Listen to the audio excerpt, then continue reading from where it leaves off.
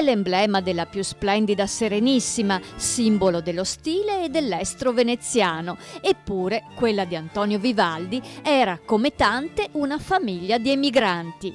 Lo racconta il giornalista e scrittore Virgilio Boccardi, che nella commedia Vivaldi il prete rosso svela le poco note origini lucane del celebre musicista. Bene o male, la musica di Antonio Vivaldi la conosciamo tutti. Poco si sa invece della sua vita. E allora tu, Virgilio Boccardi, prima con una biografia, adesso con una pièce teatrale, vieni a colmare un po' questa lacuna. Sì, l'ho fatto apposta questo. E infatti, più che una commedia, è un insieme di momenti vivaldiani, dalla nascita fino a quando morì a Vienna. Dalla commedia di Boccardi veniamo a sapere che il nonno materno di Vivaldi, Camillo Calicchio, abbandona Pomarico in provincia di Matera nei primi decenni del Seicento per sfuggire la peste.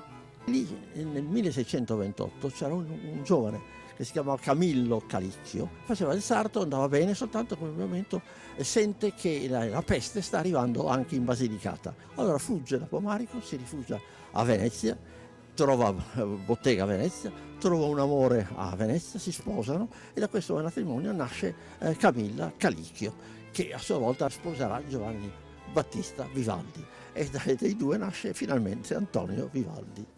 E proprio una compagnia di Pomarico, l'Avis Teatro, ha deciso di portare in scena la pièce di Boccardi all'interno del Pomarico Vivaldi Festival, con un'anteprima a Venezia nella Chiesa della Pietà.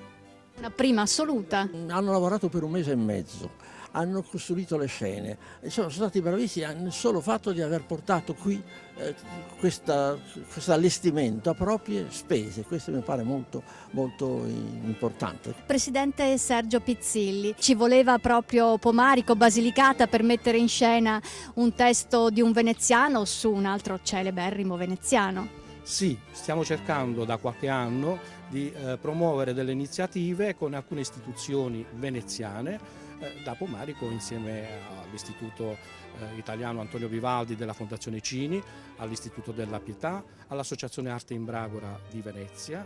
E ora Voi avete proprio un festival vero e proprio dedicato a Vivaldi? sono circa 5 anni che organizziamo il Pomarico Vivaldi Festival con concerti, conferenze, tavole rotonde, concorsi. Piuttosto, avete già pensato a chi dedicarla a questa vostra opera qui? Ma no, di preciso no. Ho pensato a un Zorzi, sì, al nobile Zorzi di San Severino. Che cosa direbbe Vivaldi se si trovasse questa sera qui tra gli spettatori? Ma credo sarebbe felice. Era un temperamento burbero lui, un furbacchione anche, perché non perdeva mai le occasioni e faceva bene a sfruttarle, indubbiamente. Ma può darsi che indubbiamente Applaudirebbe? applaudirebbe alla fine, sì.